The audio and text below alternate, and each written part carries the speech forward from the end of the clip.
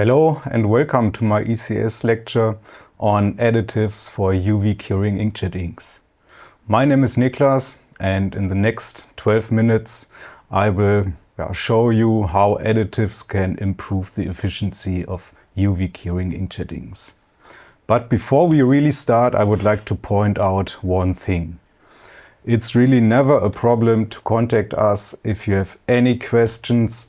If you need support, if you need samples, just give us a call, write a mail.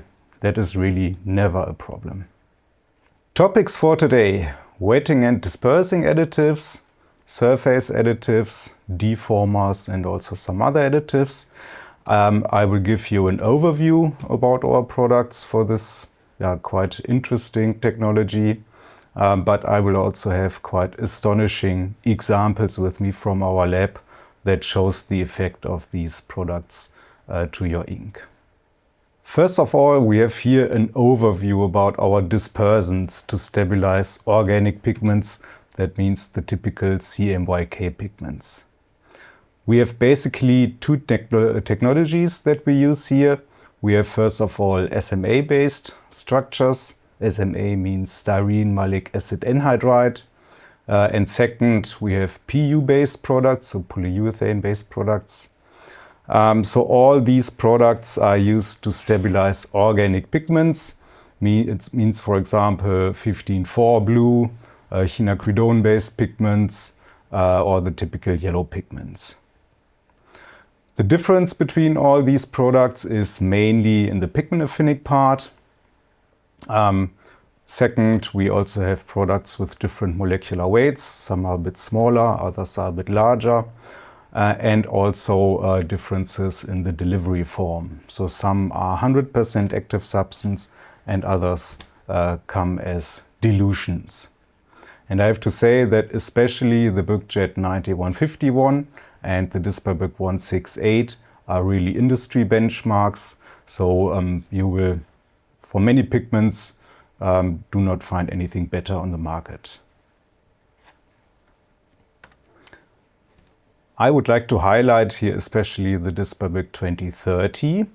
The DisperBUC 2030 is an SMA-based structure, means the additive itself is a comp copolymer, like you can see here on this picture. You have a polymeric backbone here in blue that is SMA-based. This backbone is modified with pigment affinic groups here in red, and this part of the molecule will adsorb at the particle surface, and the green chains will then give the steric stabilization. The special thing about the DisperBUC 2030 in comparison to conventional wetting and dispersing additives is the strongly improved water resistance. We see that on the picture here. On the left-hand side, we have the DisperBUC 2030, and on the right-hand side, a conventional wetting and dispersing additive. And you see that water resistance, so we wiped here with a wet Q-tip over the surface, is much better. And the secret of this product is in the polarity of the side chains. So the polarity of the side chains was optimized, first of all, for very good compatibility in different UV monomers, and second, was optimized to give a perfect water resistance. Second topic about wetting and dispersing additives is titanium dioxide. Titanium dioxide stabilization in UV curing inkjet inks is a huge challenge. You have to think you have a very low viscous ink, so usually ink viscosity is less than 20 millipascal second. At jetting temperature, you have 100% Newtonian flow. You have a pigment with a very high density. So you can easily imagine that settling and syneresis is a huge problem. But I can tell you, with the right wetting and dispersing additive, you can also overcome this problem. Some examples here from our lab. We dispersed titanium dioxide. In that case, it was Kronos 2066 in different UV monomers, IBOA, TMCHA, and a mixture of DPGDA POMDA. And we use different wetting and dispersing additives. And it's hard to take a picture of something which is not there. But after aging of the samples, these samples were stored for 2 weeks at 60 degrees. We used a spatula to judge the settling. And there are some samples with no settling at all. For example, the IBOA sample with disperbic 2152 TF, or the sample in DPGDA with disperbic 111. Now maybe you can see it on the top of the spatula. There is no settling at all. Our main recommendations when it comes to titanium dioxide stabilization in UV curing inkjet inks can be seen here. We have first of all phosphoric acid ester based products like the disperbic 111 or the BUC W9011, and we have polyamine based products like disperbic 2152 TF or disperbic 2205. Especially the disperbic 111 is really an industry standard and used since many years in many different applications. And this is really a benchmark in the industry. Now I have a summary with me, which dispersants can be used for which pigments. And you see that most of our BUCJET grades, the BUCJET 9150, 9151 and 9152, are quite universal. They can be used to stabilize various pigments. The same is true for disperbic 2030 and disperbic 168. An exemption is the pigment yellow 150. So here our SMA-based structures will not work well, but the disperbic 168 is a very good solution. And special is also titanium dioxide. We talked about this before.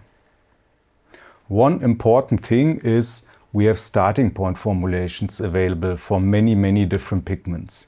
So if you have problems with a specific pigment, just contact us, give us a call, and we will check our database if we tried to stabilize this pigment before, and then we can give you a proper recommendation.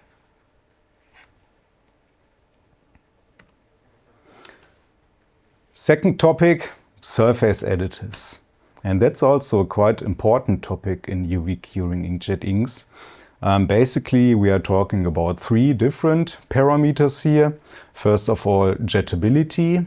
Jettability in inkjet inks means, for example, drop formation, drop shape, if you get satellites or not. And this is all related to surface additives. Second point is leveling. Also leveling can be affected by surface additives.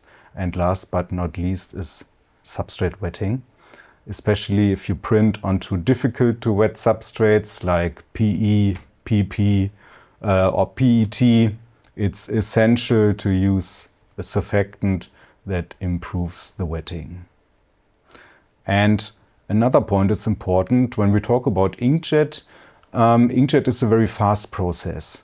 Fast means that typically it's less than 1 millisecond until a droplet reaches the substrate. And if you adjust surface properties with an additive, this additive usually needs some time to migrate to the surface and to become active.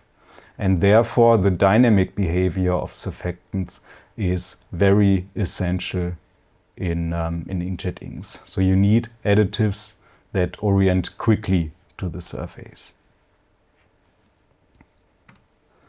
And now I have really an amazing example with me. We have 2 samples here. One control means it's a UV curing inkjet ink without BUC 361N, and one sample with 1% of BUC 361N. And these are drop watcher videos. So videos from the printhead. You can see that the droplets come out of the nozzles. And it's easy to see the difference. You have a lot of tailing in the sample without additive, and with additive you have a very good recombination of droplets. Because I like it so much, I will start it again. You see on the left-hand side a lot of tailing, means the droplet splits into smaller droplets. And at the end, now you have a lot of smaller droplets, which leads to satellites on your substrates. In the sample with additive, you see that the smaller droplets recombine to a bigger one, that at the end only one droplet reaches your substrate, which gives you no satellites at all. The print image becomes sharp and much more smooth. On this slide, we see an overview about our main recommendations when it comes to surface additives. We have to distinguish between silicone-based and silicone-free materials. The silicones are mainly used to adjust substrate wetting properties, means they give a decrease in surface tension, which then increases the substrate wetting properties.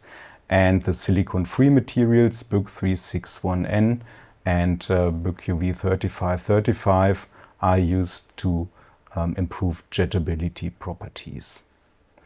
The products do not only differ in terms of chemistry, but also in terms of effect on surface tension, and you also find some special properties, like our BUC UV products have an acrylic functionality and will cross-link during the curing.